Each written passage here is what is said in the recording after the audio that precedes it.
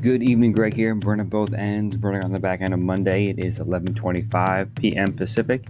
It is the 17th of December. We're rolling through December, more than halfway through. And so tonight I'm trying something new. So we got this new Chromebook. It's like an Acer Chromebook 15. What is it? A CB3-532. Good old CB3532. Anyway, so just figured, let me see how the webcam is. Let's see how it is to shoot a post just on the laptop. I'm sitting here in our living room. I got a fire going. It's beautiful. Christmas tree's right over here.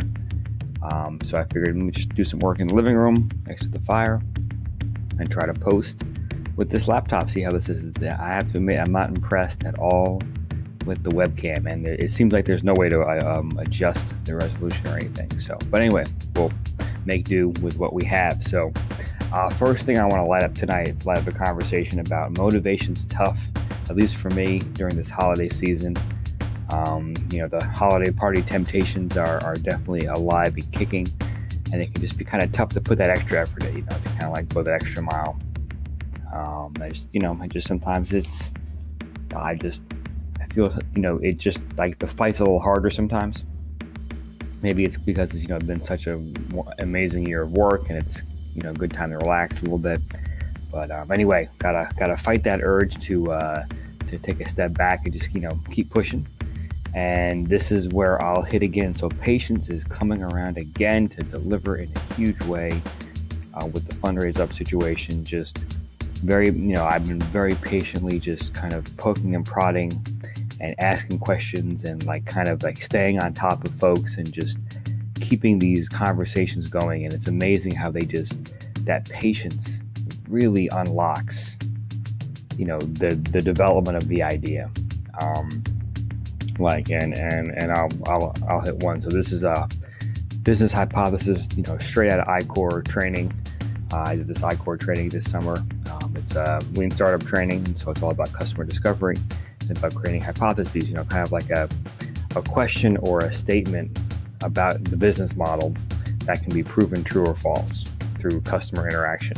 Right? And so one of these is this hypothesis that, okay, so we help nonprofits increase donations.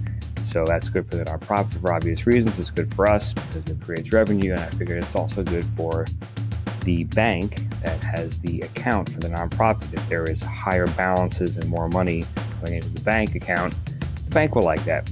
And so I am investigating whether or not a bank cares about this, and if they do, what they might want to do about it to help maybe spread the word or collaborate or something. I'm not sure. But anyway, so that's the hypothesis. Does a bank care, or would a bank want to collaborate to kind of take advantage of this increase in bottom line, which would, eventually benefit them too? So we will see. So those are so that is where we're at. Had some good calls today, got some good calls tomorrow. And I have to say, ever since I did the fireside, is that what it was called? Oh, forgive me for forgetting, but that 30-day accountability program, right? My goal at that point was, 2 touches a day and then 2 calls a week. And so I can go back and check, but I think I've been hitting that goal and then some. So I had my first referral today from one of my channel partners, which was fantastic. And this was a great call because it seems like this is like the ideal customer. And that's sort of like my experience with this. Is that you're going along, you're collecting no's, right? Because everyone kind of objects to begin with, but then you're kind of looking for not only the customers that are not good fits, because I want to be able to identify them as well, because I don't want to waste anyone's time. I mean, if I find someone that's just not a good fit, it's there's no reason to keep going down the path. I would rather recommend a product that is a good fit and get them going on that path and struggle with ours. But to learn that, but also to learn who is the ideal customer, who is this person that's been there, done that. They've tried things. They've got battle scars. They live to tell the tale, right? And they really know what they're looking for, and they'll recognize it when they see it. It's a lot, in my opinion, like going house hunting or apartment hunting. It's you got to see a bunch of them, so that way you'll know right away when you walk into the one that you want. I mean, it's just that it's like a numbers game. It's, you see 15, 20, and all of a sudden now you get a feel. And also, like, you don't waste your time wandering out of, a place because you've seen 3 like that, and you know that this is bad for that reason or whatever it is, So that way you come in, you come out, it's a 5-minute walkthrough. You're not wasting your own time or the agent's time, So anyhow, so this referral seems like an ideal customer. Let's see how it goes.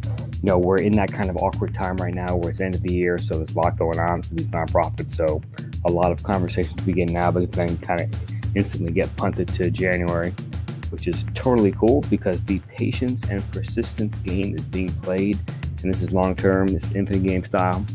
So January is wonderful. February is fantastic. Love March as well. So we will see how it goes. But I'm excited, laying some great groundwork. And then we did find the Twitter login, so we will be tweeting soon. And then probably the Facebook advertisements won't start till January. I decided to all right, let's get Twitter going first. Take a breath, then we'll hit Facebook. And it might not be Facebook. I have to do some more research. Just like for a pure awareness campaign, like a B2B. I mean, LinkedIn might be better. There's this thing called LinkedIn Sales Navigator. It's like $70 a month. I'm checking that out too. I want to try to keep the Facebook ads at like $100 a month, but the overall goal is trying to find these early adopters. And so, I wonder if Sales Navigator is going to be better. And I really kind of wonder if instead of like approaching nonprofits, I should really be approaching these kind of consultant firms or businesses that help nonprofits, because I'm not approaching them with a product and a sale. I'm approaching them with a business opportunity, which is a lot different, a lot more appealing, and it's all going based on that kind of Gary V, 1 is greater than 0 thing. So I'm thrilled to split my commission with anyone that brings leads in. I mean, I can, even if it's kind of more of an upside for them because it's more work for me, I still think it's just, this is the way that I'm going to find lots of people. So we will wrap there. So this is all about my, this channel is all about my experience as an aspiring entrepreneur. So I got my 9 to 5 where I'm a project manager. On my side hustle, this thing I've been talking about called Fundraise Up. We help nonprofits increase online donations. We got some really slick tech that helps them do that, and it works phenomenally well. And so this is, a lot of this channel is about things I'm trying and things I'm pursuing to grow that business. I'm working for a startup, and it's exciting. So what's going on? And psyched for the holidays, psyched for some time off. Got some side projects that I'll be definitely working on. Got the drum set up, in the garage. Got the mixture going. So I'm gonna do some recording. That's gonna be fun. And then I've got this awesome kind of presentation to give on January 3rd, which should be phenomenal. Got totally hooked up by someone.